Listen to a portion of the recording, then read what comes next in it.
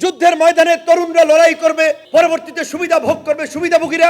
তরুণদেরকে রাজনীতিতে প্রাসঙ্গিক থাকতে হবে, জ্ঞান দিয়ে নিরাপত্তা দেওয়ার উপরে থুমারি। আমার যদি কিছু হয় সেদিন আপনারা আমার কবরের সাথে এই উপদেষ্টা পরিষদকে আপনারা কবর দেবেন, এটি আপনাদের প্রতি আমার আহ্বান। হাজির উপরে আক্রমণ ব্যক্তি হাজির উপরে নয়, এটি আধিপত্যবাদ এবং আগ্রাসন বিরোধী তরুণদের যে আপসীন লড়াই, এই লড়াইকে স্তব্ধ করে দেওয়ার আন্দোলন। কারণ এই লড়াই রাজনৈতিক জাতীয় নেতৃবৃন্দের লড়াই নয়। আমাদের রাজনৈতিক নেতৃবৃন্দ, রাজনৈতিক দলগুলো ক্ষমতায় যাওয়ার জন্য আধিপত্যবাদী শক্তির সাথে আপোষ করছে। আগ্রাসনকে তারা অতীতেও মেনে নিয়েছিল, আগামীতে হয়তো মেনে নেবে যদি এই তরুণরা রাজনীতিতে না থাকে। কাজেই তরুণদেরকে রাজনীতিতে প্রাসঙ্গিক থাকতে হবে, নেতৃত্বে থাকতে হবে।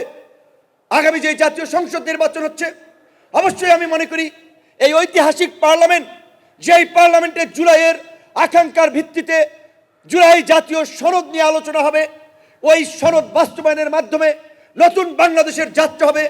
এই সংসদে এই গণ অভ্যুত্থানের তরুণদেরকে প্রতিনিধিত্ব করতে হবে।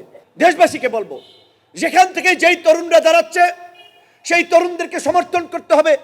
যুদ্ধের ময়দানে তরুণরা লড়াই করবে, পরবর্তীতে সুবিধা ভোগ করবে সুবিধাভোগীরা, এইটা হতে পারে না। রাকসুর একজন নেতা বলছেন যে প্রথম আলো, ডেইলি স্টার জ্বালিয়ে পুড়িয়ে সরকার করে দিতে হবে, তছনছ করে দিতে হবে।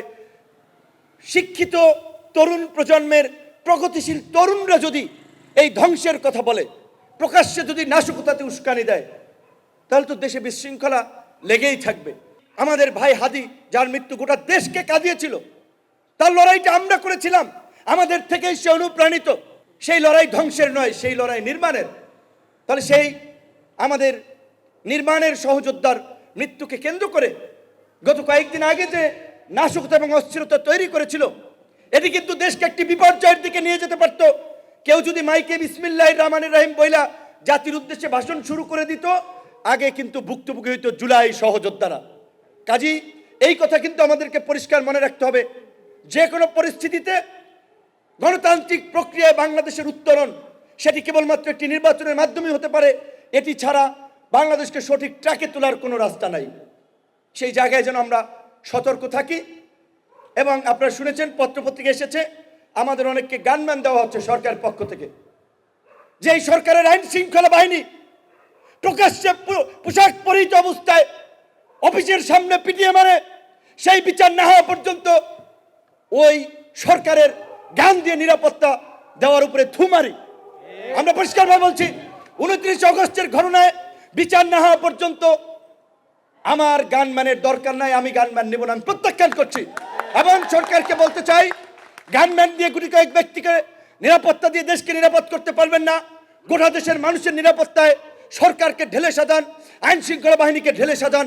অন্যথায় প্রার্থীদের নিরাপত্তা দিলেন, ভোটাররা নিরাপদ বোধ না করলে তো কেন্দ্রে যাবে না।